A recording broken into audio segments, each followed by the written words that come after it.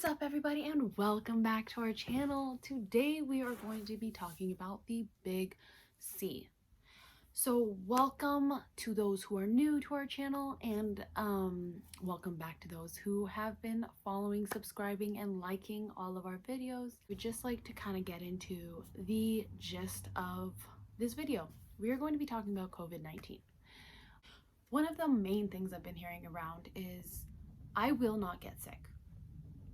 There is no way that I will get the coronavirus. I bet you the coronavirus isn't even real. I'm too young to be able to die from it, so it's just gonna be like a cold. And last but not least, I don't have time for this. Like, honestly, I need this quarantine to be over. Well, I cannot deny that I was ignorant enough to think that I wouldn't get it. So with that being said, I'm going to get right into this video and just be 100% honest with you guys, because I'm always honest. I have written down a couple of questions as well as dates of when and how and where this all happened to me. So let's get into, it's literally 1 in a million chance of getting it, right? That's what a lot of people are saying. Literally, I'm that 1 in a million. Damn! And if it was a lottery, I'd be like, yes. It wasn't the lottery. And one of the number one questions I get asked is, how did you know you had the coronavirus? Let me get this just out there. I might be a pre-nursing major, and I might be in nursing school in the next month. That does not mean that I know I had this virus. I thought I had the flu. I thought I had the cold. I thought that I just got whatever my brother got. Yes, that's a hint to my next question. I contracted it in my house. As the doctor claimed, my host for this virus was my brother. Yes, my brother had gotten home not feeling too well on, I believe it was like a Friday or a Saturday, and continued to just not feel well and had a bunch of different symptoms that we thought were just the average flu. Continued on to my mom getting a really bad headache, and that kind of worried me because I was like, my mom's got a suppressed immune system, so I was more frightened for her throughout this whole virus pandemic, because I could fight it, but for my mother, I don't know how well she could fight it. So I decided that I was going to go through full protocol of washing my hands, laundry straight into the laundry basket, change into my pajamas right away, wash my hands right away, make sure I'm clean, and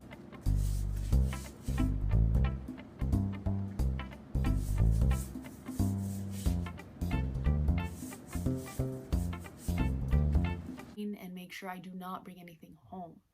So when the pandemic started and when my work was canceled, I ironically had a midterm as well, which I was studying for. So I was away from my friends and family, and I was also away from my boyfriend and his family. So I had been home when my brother was sick. And as my brother and my mother started getting worse, I noticed that I wasn't feeling too great, and I was like, I'll sleep it off, I'll drink some tea, and I will fight this flu or cold. So this leads me into the next question. What were your symptoms? Because if you go to cdc.gov or you go to coronavirus, as you type that in on Google, you see that list? Every single one on the list Maya had. I started with what was a headache. Realizing my mom had a headache, I knew whatever she has, I was starting to get. Then I had felt warm, took my temperature, realizing I took off my jacket and, I was still hot. Let me take my temperature. What am I going to lose? Had a fever of 100 degrees.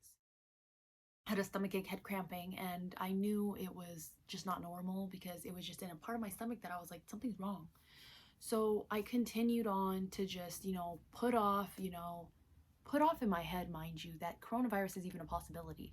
Because, I'm so young. I'm so strong and I have a great immune system, right? I work out, I do everything correctly when it comes to my health. I do not smoke. So for all the people that smoke, you're at a higher risk than me. Tell me how I randomly got it. 1 in a million chance. And I don't smoke. I do not really drink. Very occasional. Like, can affect my immune system in a negative way other than the consumption of fast food here and there. But come on, we're all guilty of that. I know you guys are ordering off Grubhub. Yeah? Congratulations, sir! Your Krabby Patty pizza is here! Wow, thanks. I've been dying for one of these. So, we had a stomach ache, we have a fever, we have a horrible headache, migraine, light was killing my eyes, everything was killing my eyes, I was in pain, I just kept sleeping. Then I started coughing. Okay, I'm asthmatic, so the first thing in my head, I need my inhaler, called my doctor, and doctor said that he cannot see me because he has had a patient that was positive come in.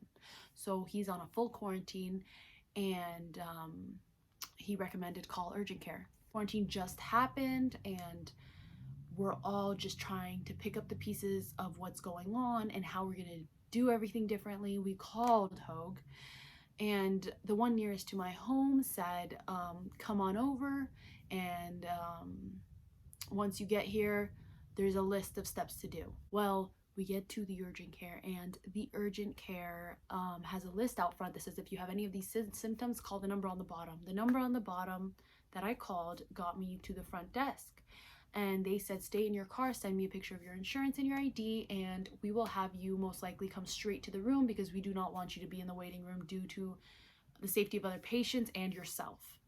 So we waited, went straight to the room. About 5 minutes later, a doctor came in asking our symptoms. She's in a full gown with gloves and a face mask, and she's wearing goggles, and I was like, okay, this is a little extreme in my head, right?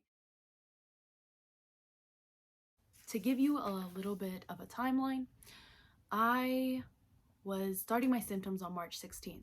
I realized that Monday I started feeling the headache and the fever. By the 19th, so 3 days later, I had tested at that urgent care because I had a fever that I thought I broke, ended up I didn't, and she recommended that I get tested due to the fact that something was off and that I was having all these symptoms that could have potentially been coronavirus. So just to be safe, we got tested. I got tested March 19th, and my positive diagnosis was March 21st, which was a Saturday. I was tested positive. I was given packets to read about the same things I saw on the news. I stayed away from everybody, and luckily I had not been in contact when I had not felt well, and I had nobody really that had been in contact with my family. So as far as I knew, I was just gonna fight this, and I was gonna do the best I could. Got my inhaler prescription and headed home. The next step was, what do we do? How do we do this? Well, the CDC called.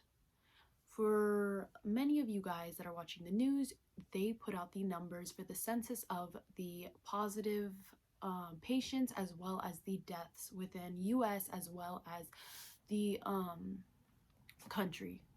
And being that I was a positive case, they wanted more information on what I was going through and how I felt and what were my symptoms and how were my symptoms affecting me and how was I doing and all of that fun stuff. So being that I got tested, I got my positive result March 21st, and 2 days later I ended up in the hospital.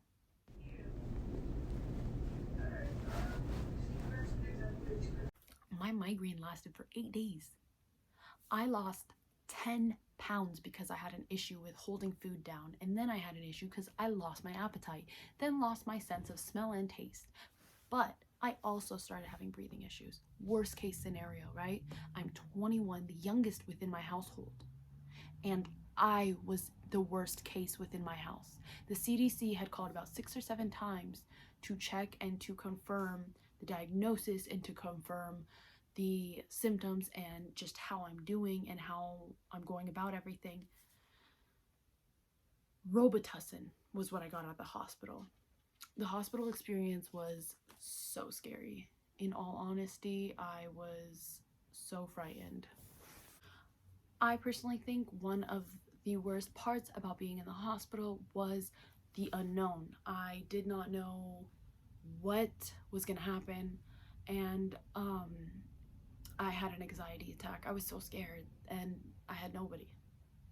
Because the hospital does not allow anybody to come in if the patient is confirmed positive or a possibility of the positive diagnosis. Therefore, having me walk into a hospital alone and being treated alone and not being able to communicate much with my family other than through text, and as far as my breathing, they just make sure that you have enough oxygen coming in. If you do, which I was blessed to have enough oxygen coming in to the point where I didn't need the ventilator, they decided that it was better set to give me a breathing treatment that I will be taking home and some Robitussin to assist with the sleeping and with the issues of coughing, which was affecting the breathing big time. So I'm in the hospital, and then finally I got to go home.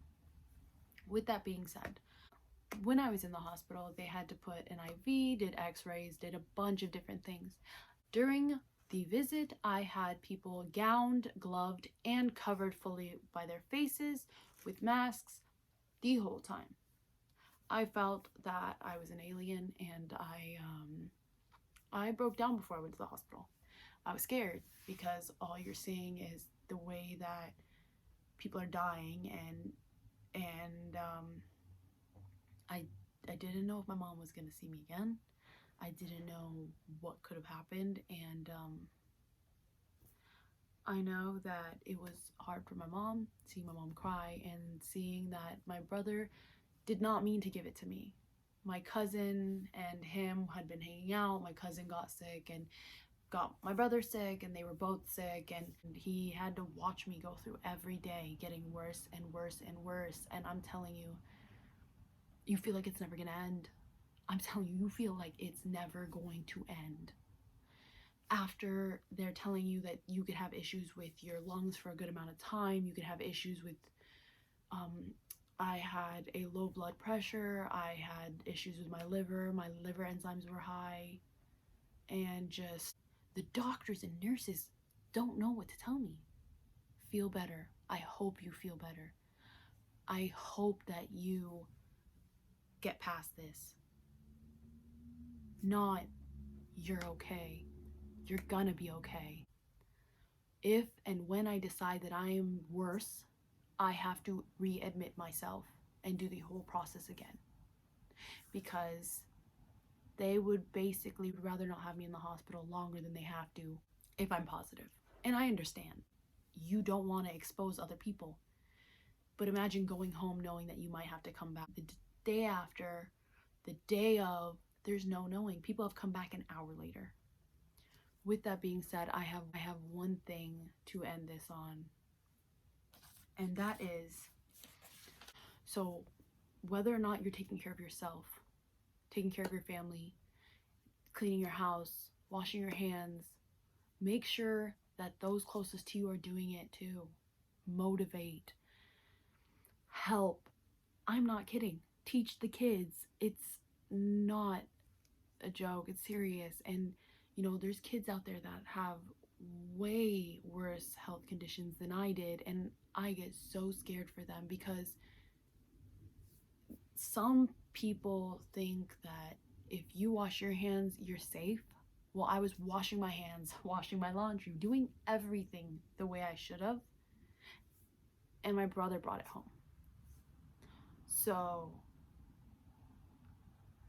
I won the lottery ticket, I guess. I'm 1 in a million.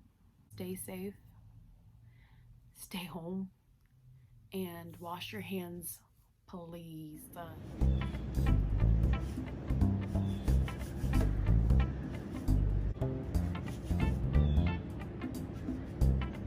With that being said, I love you all.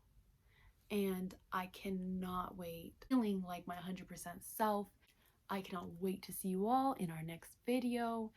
I hope that you are all doing well. I love you all, and I cannot wait to see you. I hope that none of you guys have to go through what I went through. And I hope that you're all gonna stay safe. And if you have any questions, comments down below, feel free to ask. My Instagram is gonna be linked down below as well, and you can honestly ask me anything. I am 100% going to try my best to answer it to the knowledge that I have been given, not only by the CDC, but by all the doctors that I have come in contact with, as well as by my own physical information given to me by the hospital. I love you all. Stay safe, and we're all in this together. We're gonna get out of it okay, and when that time comes, best believe we're all gonna have a good time, you guys.